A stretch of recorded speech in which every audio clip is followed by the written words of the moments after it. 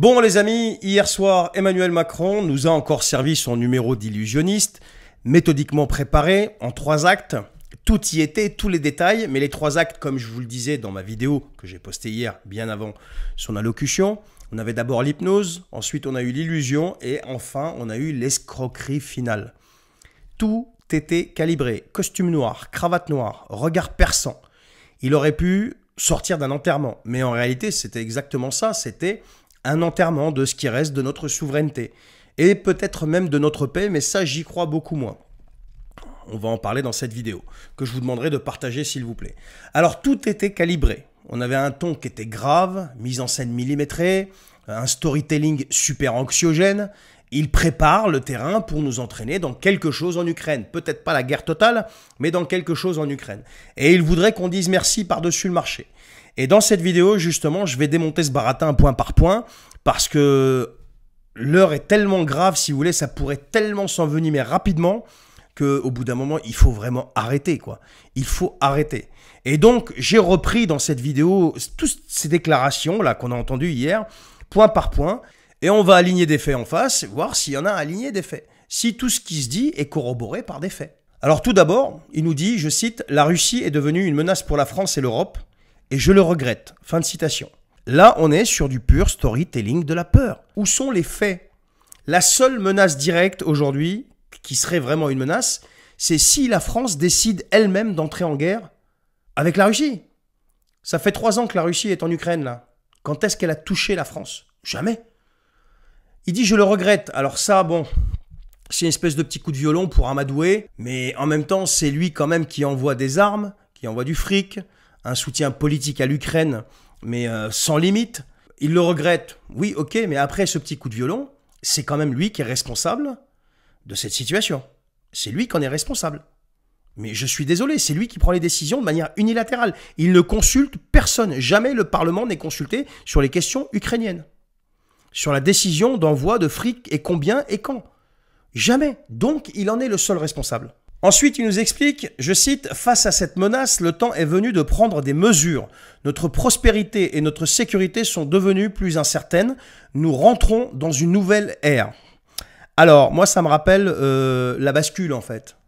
La bête de l'événement, tout ça, quoi. Notre prospérité est incertaine. Mais à cause de qui? Sanctions économiques autodestructrices. Mais des sanctions en veux-tu en voilà. Explosion des coûts de l'énergie après avoir fermé les robinets du gaz russe, qu'on continue d'acheter par je ne sais combien d'intermédiaires, qu'on paye 4 fois plus cher et qu'on achète aux États-Unis 4 fois plus cher, le GNL.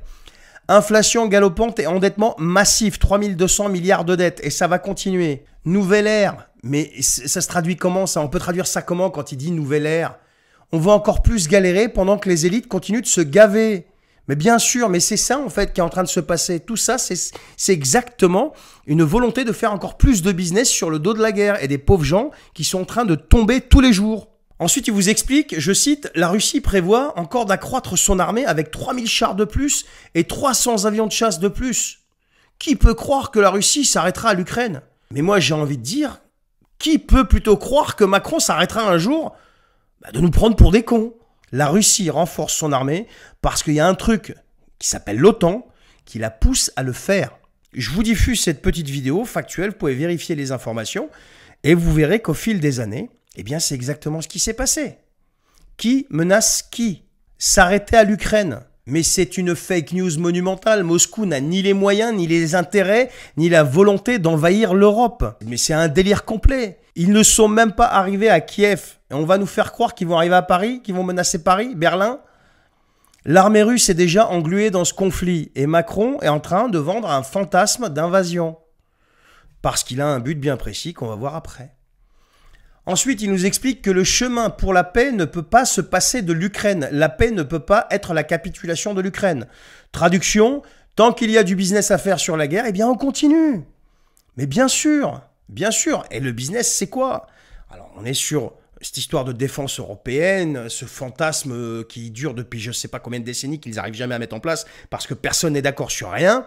Regardez Mélanie par rapport à l'envoi de troupes, enfin, ils sont toujours en désaccord. Il n'y a jamais un consensus qui ne sort de cette Union européenne. Jamais. Et sur la défense, vous imaginez encore moins. La guerre dure parce que l'OTAN et l'Union européenne refusent toute négociation. Il y a une puissance nucléaire en face et ils le savent. La capitulation, c'est un faux débat. La seule alternative n'est pas de gagner ou mourir, c'est négocier et ça finira comme ça. Mais ça, ils n'en veulent pas, ils ne sont pas prêts pour l'instant et ils tentent le tout pour le tout parce qu'il y a un truc qu'ils n'ont pas encore réussi à toucher, c'est mobiliser votre épargne pour financer le complexe militaro-industriel. Ensuite, il nous dit que la Russie du président Poutine viole nos frontières pour assassiner des opposants. Donnez-moi des faits, s'il vous plaît. Quand est-ce que la Russie du président Poutine a violé les frontières françaises, par exemple, pour assassiner quelqu'un et qui? Où sont les faits? Où sont les preuves? C'est encore un délire sans fondement. Où sont les parlementaires? Mais comment ça se fait que tout le monde aujourd'hui est dans le suivisme absolu? Mais vous entendez ce qu'on nous raconte? On est en train de nous sortir des excuses, des raisons qui sortent d'un autre temps, qui ont justifié à l'époque l'emploi de la force qui nous ont mené à des catastrophes, qu'on commémore encore aujourd'hui, et ce qui est normal. Je tiens quand même à rappeler, et ça vous pouvez le retrouver facilement, il suffit d'aller sur YouTube, aller regarder un reportage de France 2. La France, les États-Unis, le Royaume-Uni usent de ces pratiques, j'ai l'impression beaucoup plus, pour aller éliminer leurs cibles à l'étranger. Et si on parle de violation de frontières, mais l'Occident est champion toute catégorie dans le domaine. On est encore sur une stratégie de diabolisation pour préparer l'opinion à une escalade militaire. Ensuite, il nous dit « Nous envisageons peut-être le déploiement de troupes européennes une fois la paix signée ». Traduction, on va envoyer des soldats en Ukraine, mais on ne veut pas le dire trop fort. Voilà. Si la paix est signée, pourquoi envoyer des troupes? C'est pas notre rôle, c'est le rôle de l'ONU. Ça pue l'entrée en guerre déguisée sous prétexte de maintien de la paix. Mais oui, parce que ça, il ne faut pas le dire. Vous comprenez? Parce que s'il le dit et après ça tourne à la cata, comment on va expliquer tout ça aux familles? Et ça sera inévitable, étant donné ce qu'il y a en face, étant donné la puissance de feu, étant donné nos moyens actuels, je dis pas dans 10 ans, mais actuels, il y aura des dégâts, mais qui vont être colossaux. Comment il va expliquer ça aux familles s'il est trop clair dans son discours là? Dites-le moi.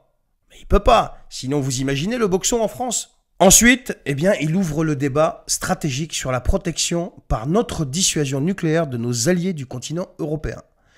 Macron veut nous coller dans une confrontation directe avec la Russie. Il sait qu'il est haï ici.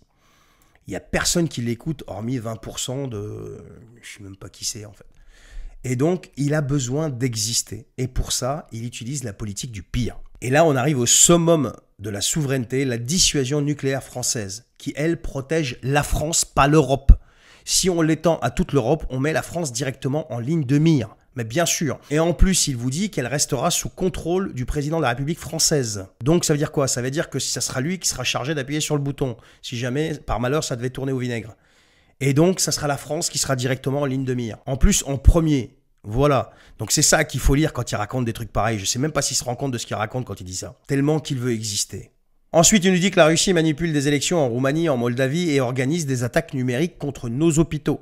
Alors quand j'entends ça, je peux pas m'empêcher de vous dire que les États-Unis eux-mêmes ont littéralement écrit le manuel de la manipulation électorale. Les cyberattaques, mais ça marche dans les deux sens. L'objectif, c'est de créer un ennemi absolu pour justifier encore plus de répression et de censure. Bien sûr, mais c'est ça l'objectif.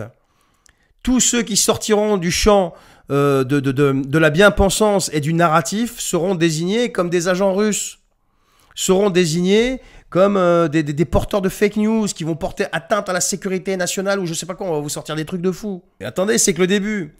Ensuite, il me dit, la patrie a besoin de vous, de votre engagement. Traduction, préparez-vous au service militaire déguisé. Notre génération ne touchera plus les dividendes de la paix. On vous prépare, les amis, à une société de guerre permanente. Ils veulent que la guerre devienne normale pour que tu te taises, que tu fermes ta bouche et que tu acceptes de manière docile. Donc, en conclusion, dans son esprit, il nous prépare à la guerre. Tout est là. L'ennemi est désigné. La justification budgétaire. L'appel à l'unité nationale, la propagande patriotique. Je tiens quand même à préciser que le mot patriote, quand tu avais le malheur de l'utiliser jusqu'à hier soir, tu étais qualifié de fasciste, de raciste, d'un réactionnaire, d'un tout ce que tu veux. Aujourd'hui, même des types comme Thomas Guénolé, le mec qui voulait quand même raser le Sacré-Cœur, eh bien, devient patriote subitement, donc des types de gauche et d'extrême gauche. Toute la classe politique devient patriote aujourd'hui, alors que ces gens-là, qualifiés de tous les noms d'oiseaux, tous ceux qui se réclamaient être patriote. Non mais, vous comprenez le délire là? On est vraiment dans quelque chose de grave là. On est dans un lavage de cerveau collectif. Je vous le disais hier dans ma vidéo. Il va inscrire dans l'inconscient collectif que tous ceux qui sortent du narratif seront désignés du doigt. Et donc il a utilisé ce terme patriote et qu'ils reprennent tous en boucle pour, justement, tous ceux qui ne rentrent pas dans sa définition du patriotisme, eh bien seront qualifiés de tous les noms, voire de traîtres si on va jusqu'à l'extrême. Donc vous aurez compris que l'objectif c'est nous faire accepter l'inacceptable, une montée en puissance militaire et une possibilité d'engagement direct en Ukraine, un climat de guerre permanent pour mieux contrôler les populations, l'Europe de la défense c'est du vent, et aujourd'hui moi je peux me permettre de dire que ce monsieur parle dans le vide, 20% des Français l'écoutent encore, les autres ont compris, il joue les durs contre Poutine mais il est incapable de faire appliquer le b.a.-ba, la loi dans son propre pays, à savoir des OQTF, l'application des OQTF.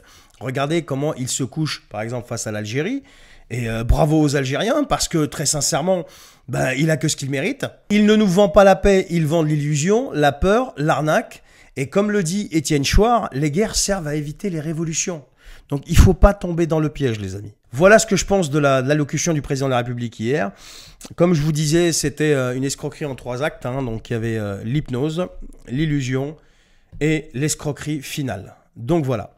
Et je veux juste terminer avec une petite précision. Moi, je surveille beaucoup le marché de l'or. Quand Trump a commencé à secouer tout le monde, il y a eu une volatilité sur le marché, mais sans précédent. Le marché de l'or, le prix a explosé. Hier soir, j'ai surveillé le marché de l'or quand M. Macron a fini de parler. Donc, il ne s'est rien passé. Électroencéphalogramme plat, le graphique, il n'a pas bougé quasiment, ça ne l'a même pas secoué. Moralité de l'histoire, le monde entier se fiche de ce que ce monsieur peut dire. Voilà. Et j'espère que les Français vont être lucides sur ce qui est en train de leur tomber dessus. Tout ça n'est qu'une justification pour mettre en place la mobilisation de votre épargne. C'était la dernière chose qu'il n'arrivait pas encore à contrôler. Et à partir d'hier soir, c'est ce qui va se passer. Voilà. Il a tenté de vous mettre en tête une crise tellement grave que vous allez accepter l'inacceptable. Je vous souhaite une bonne journée, une bonne soirée. Je ne sais pas à quelle heure vous regardez cette vidéo. Dites-moi ce que vous en pensez en commentaire. Et je vous dis à très bientôt. Merci.